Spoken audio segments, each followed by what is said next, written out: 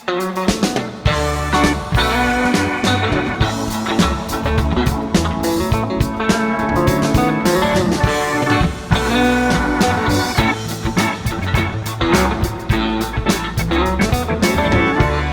mama, meat shaking on your bones. I'm gonna go down to the river and get you a stone. Sisters on the highway when that steel driving crew. Papa's in the big house, his working days are through. Oh mama, can I blow a little smoke on you? Dark you, won't you move over and give me some room? It's my duty, take you down to the field where the flowers bloom. Ashes on the furnace, dust on the rise. You can hear it all the way, flies through the skies. Tough mama, with a long night's journey in your eyes.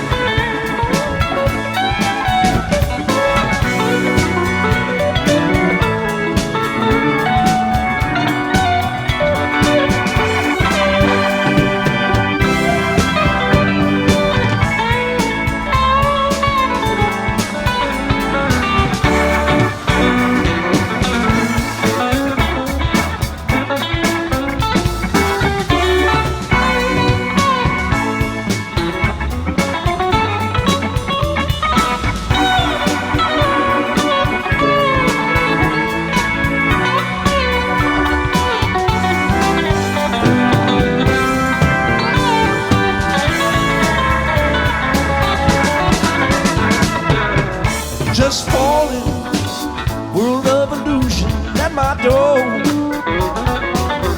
I ain't hauling any of my limbs to the marketplace anymore. Prison walls are crumbling down, there is no end in sight. I've gained some recognition, but I've lost my appetite. Tough mama, meet me at the border late tonight.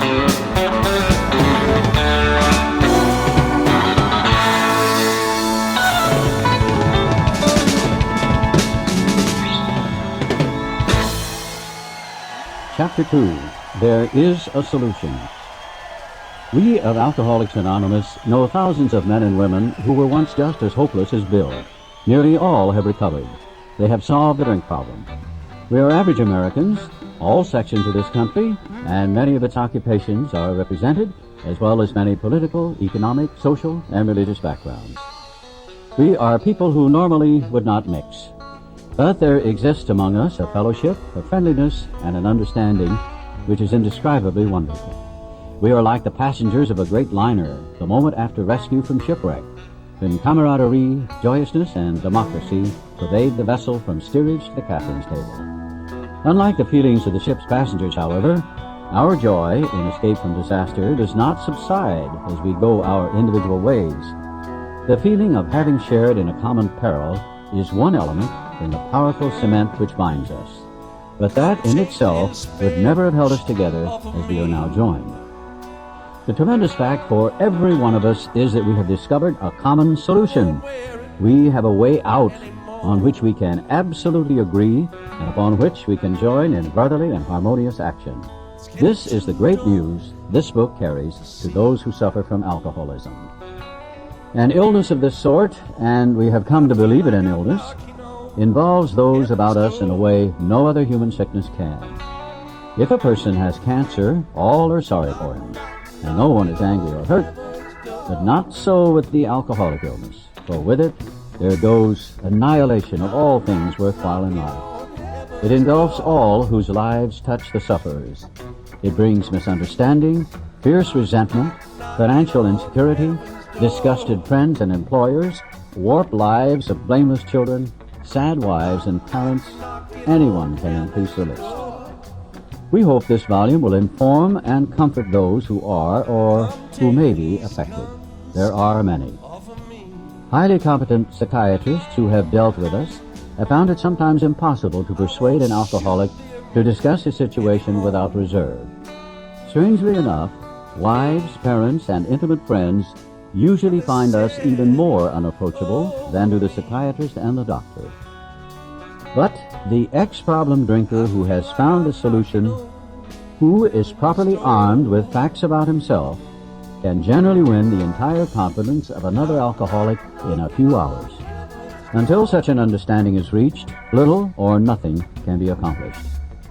That the man who is making the approach has had the same difficulty, that he obviously knows what he's talking about, that his whole deportment shouts at the new prospect that he is a man with a real answer, that he has no attitude of holier than thou, nothing whatever, except a sincere desire to be helpful, that there are no fees to pay, no axes to grind, no people to please, no lectures to be endured. These are the conditions we have found most effective. After such an approach, many take up their beds and walk again. None of us makes a sole vocation of this work, nor do we think its effectiveness would be increased if we did. We feel that elimination of our drinking is but a beginning. A much more important demonstration of our principles lies before us in our respective homes, occupations, and affairs. All of us spend much of our spare time in the sort of effort which we are going to describe. A few are fortunate enough to be so situated that they can give nearly all their time to the work. If we keep on the way we're going, there's little doubt that much good will result, but the surface of the problem would hardly be scratched. Those of us who live in large cities are overcome by the reflection that close by, hundreds are dropping into oblivion every day. Many could recover if they had the opportunity we have enjoyed. How then shall we present that which has been so freely given to us? We have concluded to publish an anonymous volume, setting forth the problem as we see it. We shall bring to the task our combined experience and knowledge. This should suggest a useful program for anyone concerned with a drinking problem. Of necessity, there will have to be discussion of matters medical, psychiatric, social, and religious. We are aware that these matters are, from their very nature, controversial. Nothing would please us so much as to write a book which would contain no basis for contention or argument. We should do our utmost to achieve that ideal. Most of us sense that real tolerance of other people's shortcomings and viewpoints and respect for their opinions are attitudes which make us more useful to others. Our very lives as ex-problem drinkers depend upon our constant thought of others and how we may help meet their needs. You may already have asked yourself why it is that all of us become so very ill from drinking. Doubtless you are curious to discover how and why, in the face of expert opinion to the contrary, we have recovered from a hopeless condition of mind and body. If you are an alcoholic who wants to get over it, you may already be asking, what do I have to do? It is the purpose of this book to answer such questions specifically. We shall tell you what we have done. Before going into a detailed discussion, it may be well to summarize some points as we see them. How many times people have said to us, I can take it or leave it alone, why can't he? Why don't you drink like a gentleman or quit? That fella can't handle his liquor. Why don't you try beer and wine? Lay off the hard stuff. His willpower must be weak. He could stop if he wanted to. She's such a sweet girl, I should think he'd stop for her sake. The doctor told him that if he ever drank again, it would kill him, but there he is, all lit up again. Now, these are commonplace observations on drinkers which we hear all the time. Back of them is a world of ignorance and misunderstanding. We see that these expressions refer to people whose reactions are very different from ours. Moderate drinkers have little trouble in giving up liquor entirely if they have good reason for it. They can take it or leave it alone. Then we have a certain type of hard drinker. He may have the habit badly enough to gradually impair him physically and mentally. It may cause him to die a few years before his time. If a sufficiently strong reason, ill health, falling in love, change of environment, or the warning of a doctor becomes operative, this man can also stop or moderate, although he may find it difficult and troublesome and may even need medical attention. But what about the real alcoholic? He may start off as a moderate drinker, he may or may not become a continuous hard drinker, but at some stage of his drinking career, he begins to lose all control of his liquor consumption once he starts to drink. Here is the fellow who's been puzzling you, especially in his lack of control. He does absurd, incredible, tragic things while drinking. He's our real Dr. Jekyll and Mr. Hyde. He is seldom mildly intoxicated.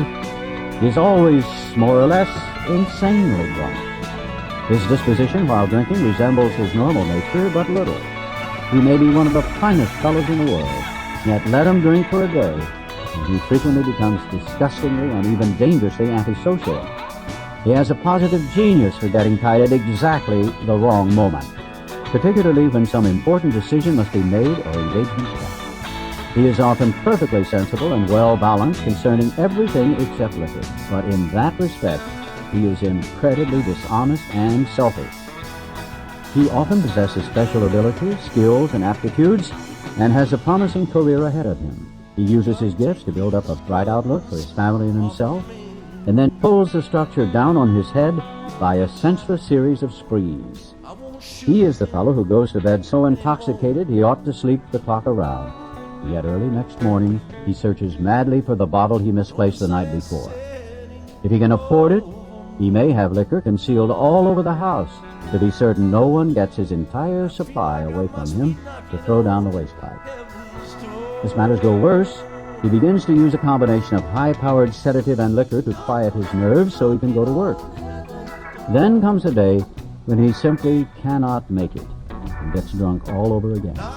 Perhaps he goes to a doctor who gives him morphine or some sedative with which to take her off. Then he begins to appear at hospitals and sanitariums. This is by no means a comprehensive picture of the true alcoholic, as our behavior patterns vary. But this description should identify him roughly. Why does he behave like this?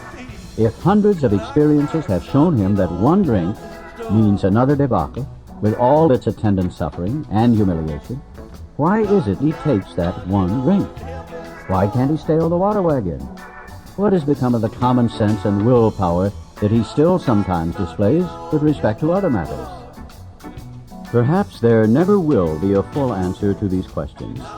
Opinions vary considerably as to why the alcoholic reacts differently from normal people. We are not sure why, once a certain point is reached, little can be done for him. We cannot answer the riddle. We know that while the alcoholic keeps away from drink, as he may do for months or years, he reacts much like other men. We are equally positive that once he takes any alcohol whatever into his system, something happens, both in the bodily and mental sense, which makes it virtually impossible for him to stop. The experience of any alcoholic will abundantly confirm this. These observations will be academic and pointless if our friend never took the first drink, thereby setting the terrible cycle in motion. Therefore, the main problem of the alcoholic centers in his mind rather than in his body. If you ask him why he started on that last bender, the chances are he will offer you any one of 100 alibis. Sometimes these excuses have a certain plausibility, but none of them really make sense in the light of the havoc an alcoholic's drinking bout creates. They sound like the philosophy of the man who, having a headache, beats himself on the head with a hammer so that he can't feel the ache. If you draw this fallacious reasoning to the attention of an alcoholic, he'll laugh it off or become irritated and refuse to talk. Once in a while, we may tell the truth. And the truth, strange to say, is usually that he has no more idea why he took that first drink than you have. Some drinkers have excuses with which they are satisfied part of the time, but in their hearts they really do not know why they do it. Once this malady has a real hold, they are a battle lot. There is the obsession that somehow, someday, they will beat the game. But they often suspect they are down for the count. How true this is, few realize. In a vague way, their families and friends sense that these drinkers are abnormal, but everybody hopefully awaits the day when the sufferer will rouse himself in his lethargy and assert his power of will. The tragic truth is that if the man be a real alcoholic, the happy day may not arrive. He has lost control. At a certain point in the drinking of every alcoholic, he passes into a state where the most powerful desire to stop drinking is of absolutely no avail. This tragic situation has already arrived in practically every case long before it is suspected. The fact is that most alcoholics, for reasons yet obscure, have lost the power of choice in drink. Our so-called willpower becomes practically non-existent. We are unable at certain times to bring into our consciousness with sufficient force the memory of the suffering and humiliation of even a week or a month ago. We are without defense against the first drink. The almost certain consequences that follow taking even a glass of beer do not crowd into the mind to deter us. If these thoughts occur, they are hazy and readily supplanted with the old threadbare idea that this time we shall handle ourselves like other people. There is a complete failure of the kind of defense that keeps one from putting his hand on a hot stove. The alcoholic may say to himself in the most casual way, "It won't burn me this time, so here's how." Or perhaps he doesn't think at all. How often have some of us begun to drink in this nonchalant way, and after the third or fourth counted on the bar and said to ourselves, "For God's sake, how did I ever get started again?" Only to have that thought supplanted by, "Well, I'll stop with the sixth drink," or "What's the use anyhow?" When this sort of thinking is fully established in an individual with alcoholic tendencies, he has probably placed himself beyond human aid, and unless locked up, may die or go permanently insane. These stark and ugly facts have been confirmed by legions of alcoholics throughout history. But for the grace of God, there would have been thousands more convincing demonstrations. So many want to stop, but cannot. There is a solution. Almost none of us like the self-searching, the leveling of our pride, the confession of shortcomings, which the process requires for successful conservation.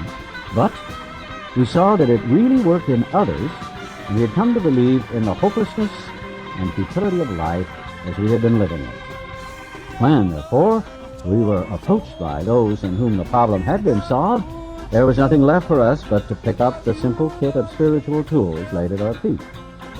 We have found much of heaven, and we have been rocketed into a fourth dimension of existence of which we had not even dreamed. The great fact is just this, and nothing less, that we have had deep and effective spiritual experiences which have revolutionized our whole attitude toward life, toward our fellows, and toward God's universe. The central fact of our lives today is the absolute certainty that our Creator has entered into our hearts and lives in a way which is indeed miraculous. He has commenced to accomplish those things for us which we could never do by ourselves. If you are as seriously alcoholic as we were, we believe there is no middle-of-the-road solution. We were in a position where life was becoming impossible, and if we had passed into the region from which there is no return through human aid, we had but two alternatives. One was to go on to the bitter end, blotting out the consciousness of our intolerable situation as best we could, and the other, to accept spiritual help. This we did because we honestly wanted to, and were willing to make the effort. A certain American businessman had ability, good sense, and high character. For years he had floundered from one sanitarium to another. He had consulted the best-known American psychiatrists. Then he had gone to Europe, placing himself in the care of a celebrated physician, the psychiatrist Dr. Jung, who prescribed for him. Though experience had made him skeptical, he finished his treatment with unusual confidence. His physical and mental condition were unusually good. Above all, he believed he had acquired such a profound knowledge of the inner workings of his mind and its hidden springs that relapse was unthinkable. Nevertheless, he was drunk in a short time. More baffling still, he could give himself no satisfactory explanation for his fall. So he returned to this doctor, whom he admired, and asked him point blank why he could not recover. He wished above all things to regain self-control. He seemed quite rational and well-balanced with respect to other problems, yet he had no control whatever over alcohol. Why was this? He begged the doctor to tell him the whole truth, and he got it. In the doctor's judgment, he was utterly hopeless. He could never regain his position in society, and he would have to place himself under lock and key or hire a bodyguard if he expected to live long. That was a great physician's opinion. But this man still lives and is a free man. He does not need a bodyguard, nor is he confined. He can go anywhere on this earth where other free men may go without disaster, provided he remains willing to maintain a certain simple attitude. Some of our alcoholic readers may think they can do without spiritual help. Let us tell you the rest of the conversation our friend had with his doctor. The doctor said, "You have the mind of a chronic alcoholic. I have never seen one single case recover where that state of mind existed to the extent that it does in you." Our friend felt as though the gates of hell had closed on him with a clang. He said to the doctor, "Is there no exception?" "Yes," replied the doctor, "there is. Exceptions to cases such as yours have been occurring since early times. Here and there, once in a while, alcoholics have had what are called vital spiritual experiences. To me, these occurrences are phenomena. They appear to be in the nature of huge emotional displacements and rearrangements. Ideas, emotions, and attitudes, which were once the guiding forces of the lives of these men, are suddenly cast to one side, and a completely new set of conceptions and motives begin to dominate them. In fact, I have been trying to produce some such emotional rearrangement within you. With many individuals, the methods which I employed are successful, but I have never been successful with an alcoholic of yours." Upon hearing this, our friend was somewhat relieved, for he reflected that, after all, he was a good church member. This hope, however, was destroyed by the doctors telling him that while his religious convictions were very good, in his case they did not spell the necessary vital spiritual experience. Here was the terrible dilemma in which our friend found himself. When he had the extraordinary experience which, as we have already told you, made him a free man. We, in our turn, sought the same escape with all the desperation of drowning men. What seemed at first a flimsy reed has proved to be the loving and powerful hand of God. A new life has been given us, or, if you prefer, a design for living that really works. The distinguished American psychologist William James, in his book Varieties of Religious Experience, indicates a multitude of ways in which men have discovered God. We have no desire to convince anyone that there is only one way by which faith can be acquired. If what we have learned and felt and seen means anything at all, It means that all of us, whatever our race, creed, or color, are the children of a living Creator with whom we may form a relationship upon simple and understandable terms as soon as we are willing and honest enough to try. Those having religious affiliations will find here nothing disturbing to their beliefs or ceremonies. There is no friction among us over such matters. We think it no concern of ours what religious bodies our members identify themselves with as individuals. This should be an entirely personal affair, which each one decides for himself in the light of past associations or his present choice. Not all of us join religious bodies, but most of us favor such memberships. In the following chapter, there appears an explanation of alcoholism as we understand it, then a chapter addressed to the agnostic. Many who once were in this class are now among our members. Surprisingly enough, we find such convictions no great obstacles to a spiritual experience. Further on, clear-cut directions are given showing how we recovered. These are followed by 42 personal experiences. Each individual in the personal stories describes in his own language and from his own point of view the way he established his relationship with God. These give a fair cross-section of our membership and a clear-cut idea of what has actually happened in their lives. We hope no one will consider these self-revealing accounts in bad taste. Our hope is that many alcoholic men and women desperately in need will see these pages, and we believe that it is only by fully disclosing ourselves and our problems that they will be persuaded to say, yes, I'm one of them too. I'm a problem.